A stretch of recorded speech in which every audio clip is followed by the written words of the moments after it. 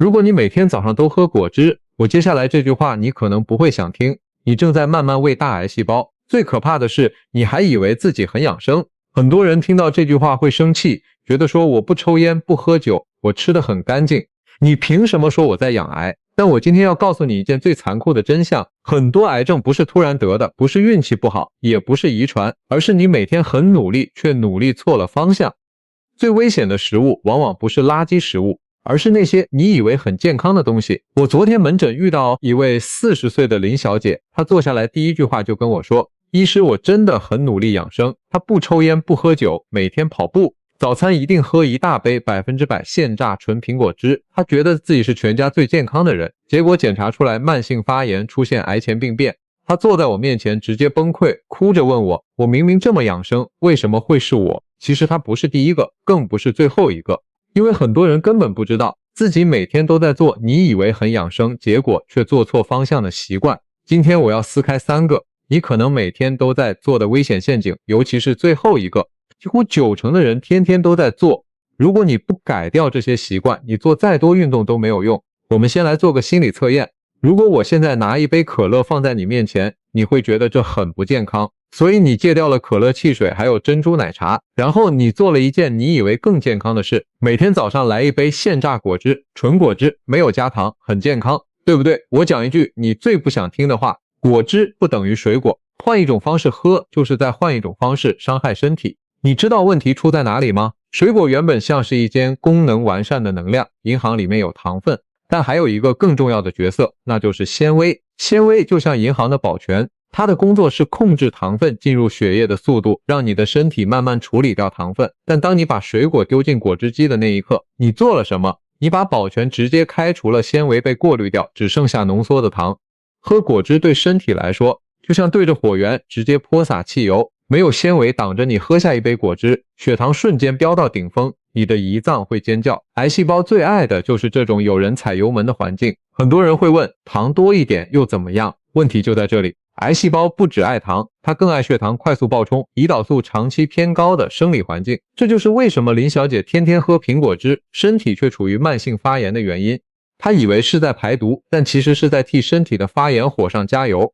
这就是最讽刺的地方，很多人不是吃错才吃出癌症，而是以为健康却吃出癌症。请记住这句话，吃水果不要喝水果。如果你明天早上本来想喝果汁，请把那杯果汁换成一颗完整的水果，有保全，也就是纤维在场，你的身体才会安全。接下来这个陷阱，几乎每个认真工作的上班族都会中招，尤其是那些最想变健康的人。你有没有发现，现在到处都在卖健康餐盒、能量棒、低脂低卡零食？你觉得买这些东西是在照顾身体，但我跟你讲，现在很多食品公司都很会抓住消费者心理，他们不是在卖食品给你，有时候他们卖的是方便，再顺便卖你一种感觉，让你觉得自己现在很健康。你怕胖，他就写零脂肪，但糖可能很高；你怕没营养，他就写高蛋白，但其实超加工；你怕生病，他就写100%天然，但很多时候只是换一种方式把糖喝下去。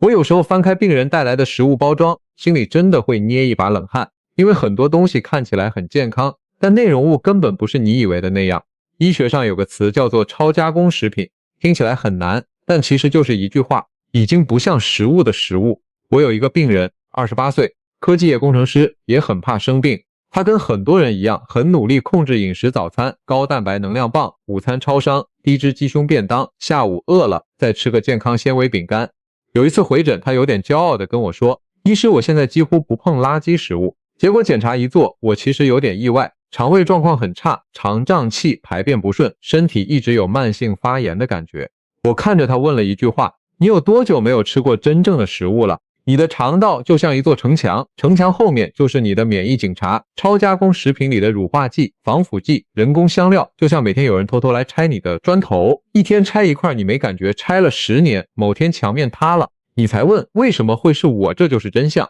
最危险的食物往往不是难吃的，而是最方便的，或者说那些被包装成健康的加工品。下次买东西请做一件事，不要只看正面那些高纤低脂天然的广告词，直接翻开背后的成分表。如果你念不出上面的名字，或者化学名词多到像化学讲义，请默默把它放回架上。真正的食物通常不需要解释太多，鸡蛋就是鸡蛋，地瓜就是地瓜。你不是吃太差，你是被骗着吃。最后一个陷阱可能会让很多人吓一跳，网络上很多信息都在讲红肉致癌，牛排危险，导致很多人一怕直接开始吃全素。我跟你讲一句很多人不爱听的真相，真正害你的可能不是牛排，而是你旁边那杯可乐或者那份薯条。很多人不是吃肉出事，而是把垃圾食物跟肉混在一起，然后怪罪到肉身上。我有一位病人老王，为了防癌3年不碰肉，天天烫青菜白饭豆腐。3年后回来，我看到他走进诊间那一刻，心里其实就有了底，整个人瘦了一圈，脸色发灰，裤子明显松掉，走路甚至有点没力。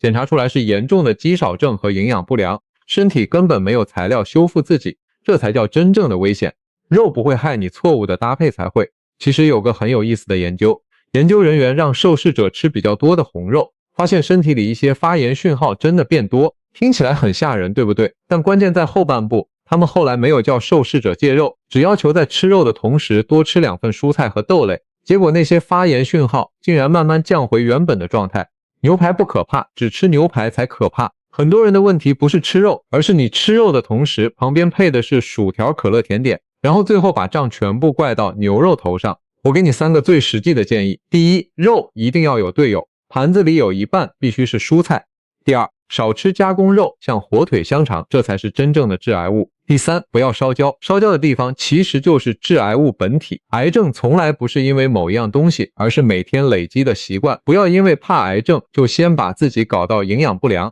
有时候你以为是在防癌，其实反而是把自己的身体搞弱了。讲到这里，我想让你明白一件事，癌症真的不是命运，它不是某一天突然莫名其妙上门的。很多时候，它更像一张延期付款的账单，是你每天吃什么、怎么睡、怎么活、怎么忽略身体，一点一滴慢慢写出来的结果。很多人到了40岁以后，才开始明白一件很残酷的事，人生最大的成本真的不是房贷、股票、退休金，甚至不是孩子的教育费，而是健康。因为很多人拼命工作，拼命赚钱，熬夜应酬，压力大，想着现在苦一点没关系，结果最后发现辛辛苦苦赚的钱开始一笔一笔送进医院。我当医师这么多年，看过太多这样的病人，很多人最后遗憾的从来不是早知道多赚一点，而是早知道我早点照顾自己。但我今天要给你一个好消息，既然很多癌症是生活方式累积出来的，那就代表你也有能力把方向慢慢改回来。你不需要明天开始变圣人，